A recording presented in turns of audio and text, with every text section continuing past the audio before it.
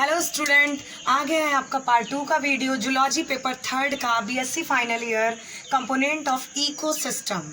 जैसा कि आप लोग देख रहे हैं कि कंपोनेंट्स ऑफ इकोसिस्टम 2 पार्ट में डिवाइड है। दिख रहा है, बायोटिक और दूसरा abiotic.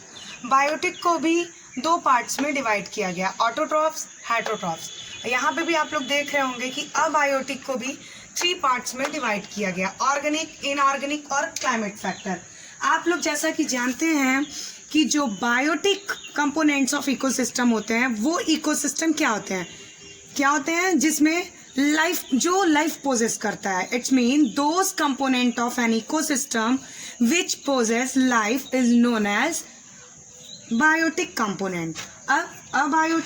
Abiotic those component of ecosystem which does not possess life is known as abiotic component। तो बात समझ में आ रही है कि बायोटिक और अबायोटिक में क्या डिफरेंस है। बायोटिक लिविंग होता है, जैसा कि अभी मैंने बताया ना, which possess life is known as biotic component, और जो अबायोटिक होता है वो नॉन लिविंग। बात क्लियर है। अब आते हैं बायोटिक को जो 2 पार्ट्स में डिवाइड किया गया है, ऑटोट्रॉफ्स एंड हेटरोट्रॉफ्स। जानते हैं ऑटोट्रॉफ्स क्या होते हैं और हेटरोट्रॉफ्स क्या होते हैं, ये सभी लोग जानते हैं, तो ये बताने की तो ज़रूरत नहीं है बीएससी फाइनल ईयर में खास करके। तो देखिए, ऑटोट्रॉफ्स मैंने फिर भी एक्सप्लेन कर दिया है, डिफाइन कर दिया है वन लाइन में। तो आप लोग देखिए, the plants make their food themselves is called autotrophs. For example green plants, जो भोजन अपना खुद बनाते हैं, स्वयं बनाते हैं, उन्हें हम ऑटोट्रॉफ्स बोलते हैं। अब heterotrophs, the plant which obtain their food from other resources called heterotrophs. बात समझ में आ रही है, क्लियर। अब आते हैं ऑर्गेनिक क्या होता है, इनऑर्गेनिक क्या होता है, क्लाइमेटिक फैक्टर क्या होता है। ऑर्गेनिक आपका जो वो होता है कि जिसमें कार्बनिक पदार्थ पाए जाते हैं, वही आपका होता है ऑर्गेनिक। और इनऑर्गेनिक क्या होता है, किसी को पता है इनऑर्गेनिक क्या होता है। इनऑर्गेनिक वो होता है जिसमें अकार्बनिक पदार्थ पाए जाते हैं, जैसे नाइट्रोजन, फास्फोरस, सल्फर, ये होता है। अब क्लाइमेटिक फैक्टर जो वेदर से रिलेटेड हो, जिसमें जो इकोसिस्टम पे निर्भर करता हो, लाइट, वाटर, टेम्परेचर, सॉयल, ये सब किस में आते हैं, ये सब क्लाइमेटिक फैक्टर में आते हैं।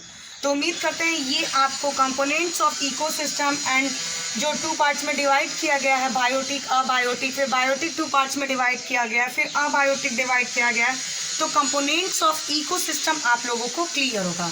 अब आते हैं टाइप्स ऑफ इकोसिस्टम। तो टाइप्स ऑफ इकोसिस्टम में एक होता है नेचुरल और दूसरा होता है आर्टिफिशियल। जैसा कि हम लोग जानते हैं नेचुरल इकोसिस्टम क्या होता है और आर्टिफिशियल इकोसिस्टम क्या होता है। आर्टिफिशियल, मैन मेड और नेचुरल जो नेचर्स का देन है, ये सभी जानते हैं, ठीक है। नेचुरल सिस्टम को भी 2 पार्ट्स में डिवाइड किया गया है, जैसा कि आप लोग देख रहे हैं, एक्वाटिक और टेरेस्ट्रियल। क्लियर दिखाई दे रहा है बच्चों, एक्वाटिक इकोसिस्टम और टेरेस्ट्रियल इकोसिस्टम। एक्वाटिक क्या होता है, those ecosystem which are present in any water body ecosystem. बात समझ में आई, नहीं समझ में आई, एक बार फिर से रिपीट करें। Those ecosystem which are present in any water body, that ecosystem is known as aquatic ecosystem, ठीक है। अब ये उसके बगल में देखिएगा, टेरेस्ट्रियल होगा टेरेस्ट्रियल। तो ये टेरेस्ट्रियल दिख रहा है। टेरेस्ट्रियल क्या होता है, those ecosystem which are present in land surface. क्या, those ecosystem which are present in land surface which is known as terrestrial ecosystem. बात समझ में आई। अब आइए देखते हैं, जो एक्वाटिक इकोसिस्टम है इसको 2 पार्ट में डिवाइड किया गया है, फ्रेश वाटर और मैराइन। फ्रेश वाटर को भी 3 पार्ट में डिवाइड किया, लैंटिक, लॉटिक और वेटलैंड। आइए अब जानते हैं कि फ्रेश वाटर तो सभी जानते हैं कि फ्रेश वाटर क्या होता है, ठीक है। अब जानते हैं कि लैंटिक मतलब क्या है, लॉटिक मतलब क्या है और वेटलैंड मतलब क्या है। बात समझ में आ रही है। देखिए, लैंटिक वाटर वो होता है जो स्टैंडिंग पोजिशन में हो, जो वाटर स्टैंडिंग में हो, मतलब lentic are those ecosystem in which water is standing. बात समझ में नहीं है, जैसे पॉन्ड्स, तालाब देखा है, लेक्स, पूल एक्सेट्रा, ये सब के अगर इन लोगों के मतलब ये सब का जब आप पानी देखेंगे वो एकदम स्टैंडिंग पोजीशन में, कोई रनिंग नहीं होती है। तो ऐसे मतलब कि जो ऐसे पोजीशन में रहते हैं उसे हम लोग लैंटिक बोलते हैं।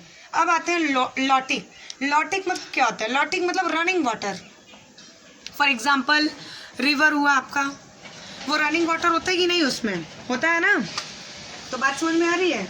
Are those ecosystem water is running, for example river. अब मैराइन, मैराइन देख रहे हैं? वेटलैंड तो आप लोग जानते हैं जहाँ सूखा पड़ जाए, ये वेटलैंड होता है। अब आते हैं मैराइन। मैराइन क्या होता है? सबको पता है, in water that have high salt content. Marine water सब जानते हैं ना क्या होता है। फिर मैराइन को भी देखिए दो पार्ट में डिवाइड किया गया, ओशियन एंड एस्चुअरीज में। एस्चुअरीज क्या होता है? आप लोग नोटिस किए, ओशियन तो सब जानते हैं, लेकिन एस्चुअरीज क्या होता है ये आप लोगों ने जाना? ये एस्चुअरीज नहीं पता? नदियाँ जब डेल्टा बनाकर सीधे समुद्र में मिल जाती हैं तो वो एस्चुअरीज का निर्माण करती हैं। मतलब these area which both ocean and land contribute to unique ecosystem, वो होता है आपका एस्चुअरीज। अब आता है टेरेस्ट्रियल में, forest and desert and grassland. तो ये सब तो सबको ही जानते हैं, फॉरेस्ट क्या होता है, डिजर्ट क्या होता है और ग्रासलैंड क्या होता है। अब बात करते हैं आर्टिफिशियल। आर्टिफिशियल क्या होता है? मैन मेड इकोसिस्टम, जो मनुष्य द्वारा बनाई हुई होती हैं। तो बात समझ में आ रही है? तो हम उम्मीद करते हैं कि आप लोगों को टाइप्स ऑफ इकोसिस्टम और उसके कंपोनेंट आप लोगों को क्लियर हो गया होगा।